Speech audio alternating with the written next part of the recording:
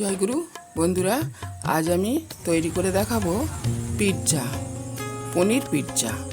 তার জন্য আমি প্রথমে ময়দাটা, টক দই, বেকিং পাউডার, খাবার সোডা আর একটু লবণ, সামান্য একটু তেল দিয়ে আমি 2 ঘন্টার জন্য মাখিয়ে রেখে দিয়েছিলাম ঢাকা দিয়ে।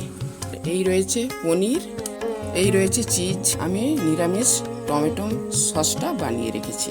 একটু বাটার, দুধ আর ময়দা দিয়ে হোয়াইট সস বানিয়ে রেখেছি।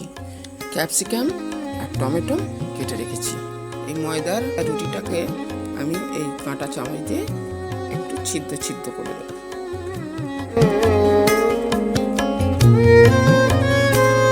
এবারে দেবো টমেটো সস।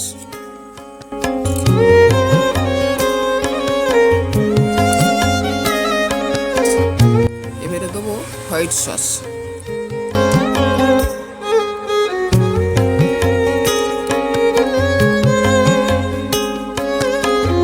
এবারে দেবো ক্যাপসিকাম।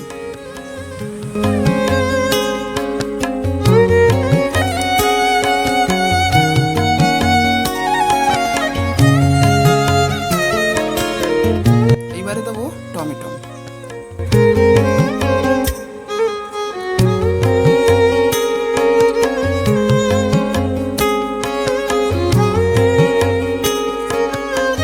এবারে পনিরটা গ্রেট করে ওপর থেকে দিয়ে দেবো।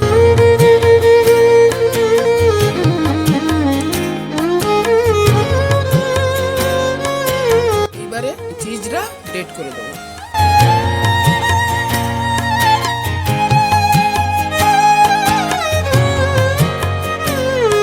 নুনটা গরম হয়ে গিয়েছে, স্ট্যান্ডটা নুনের উপর বসিয়ে দিলাম। এইবারে পিৎজার এই ডিশটা বসিয়ে দিচ্ছি। 40 মিনিটের জন্য ঢাকা দিয়ে রাখলাম। বন্ধুরা, এই পনির পিৎজাটা আমার হয়ে গিয়েছে, আমি প্লেটে নামিয়ে নিয়েছি।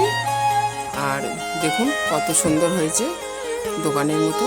আপনারাও এইভাবে বানাবেন, বাচ্চাদের আবদার এইভাবে মেটাবেন। দোকান থেকে না কিনে খেয়ে বাড়িতেই এইভাবে বানিয়ে দেবেন। ভিডিওটা প্রথম থেকে শেষ পর্যন্ত দেখার জন্য অসংখ্য ধন্যবাদ। জয় গুরু।